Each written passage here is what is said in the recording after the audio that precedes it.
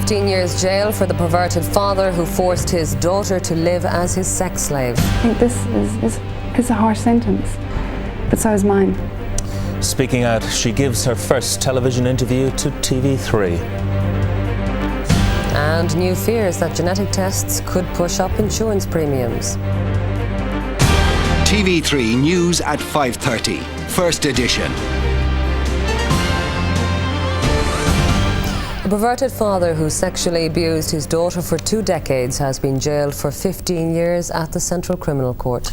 55-year-old Noel Walsh began to rape and beat his daughter Judy when she was 11.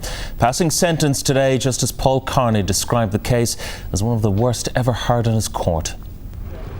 Noel Walsh told Gardaí he will never forgive his daughter for leaving him. He said he had a very special relationship with her and they had lived as husband and wife for years. The reality was that since the age of 11, Judy Walsh had been raped, sexually abused and beaten by her father. He threatened her with knives and guns.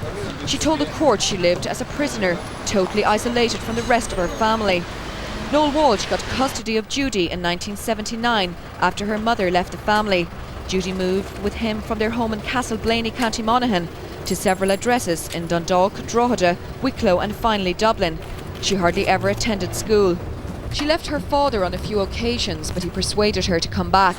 She finally escaped when she was in her early 20s, when she moved to Britain and then to South Africa, where she now lives with her partner. Judy Walsh asked the judge to lift anonymity because she said she felt a responsibility to expose these type of offences. Maura Duran, TV3 News at the Central Criminal Court. Well, later our reporter Maura Duran spoke to Judy Walsh and asked her why she'd reported her father to the Gardaí. I feel it's very difficult to come to terms with sending your own father to jail, but it's also very easy to remember and relive the horror, the craziness of the rapes and the beatings. So it's very confusing, and I think the biggest thing for me that this has done, way beyond my own expectations, is that it does what I set out to achieve, and that is send a very clear message to perpetrators that you will not get away with this any longer. You obviously went through an awful lot. You say you can still remember the horror? Very clearly, yeah. It's part of what I live with in day-to-day life. One of the comments I made in court today was, I will be sitting working with my colleague Di Suter, and her husband will walk into the room and say something unexpectedly, and I will jump out of sheer terror for my father. Yeah. And that's after like over 10 years I left him. So it's still with me to this day. How else does it affect you, what you went through? What has happened for me is an inability to trust myself, an inability to form relationships, an inability to cope with life, to know what's norm, what's not norm, to know where my boundaries are, to feel worthy of life. I didn't feel like I deserved to live. I felt like I had to prove myself in order to live. So I drove myself exceptionally hard, and then when I succeeded at anything, I sabotaged it, believing that I didn't deserve anything of worth. And that's an incredibly debilitating way to live. Do you feel sorry for your father at all at this stage? He said he would never forgive you for leaving him and that you lived like a husband and wife. I think I felt sorry for him up until I heard that.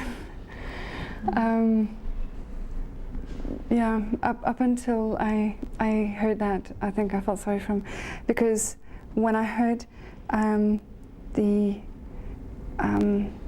State Council reading out his statement, I resonated with what he said in that statement so much, and it brought me back so clearly to the days when I was living with him and what it was like, that total, utter control. Living as a psychological prisoner within the walls of wherever we may have been living at any time, which was all over Ireland, and totally and utterly isolated from the outside world. I wasn't allowed to have contact with my family, not contact with anyone else, no friends, wasn't allowed to have friends. Yeah, so the realization that he stole my whole childhood became like smacking in my face then when the council got to the end of their statement. Do you think he got what he deserves in a sense? Are you glad that this has been such a heavy sentence? This is a harsh sentence, but so is mine. I'll be in therapy for many, many years, and the past number of years have not been easy. In fact, a lot of people wouldn't have thought I'd survived the past few years, but I have. And therapy will go on for another 5-7 years.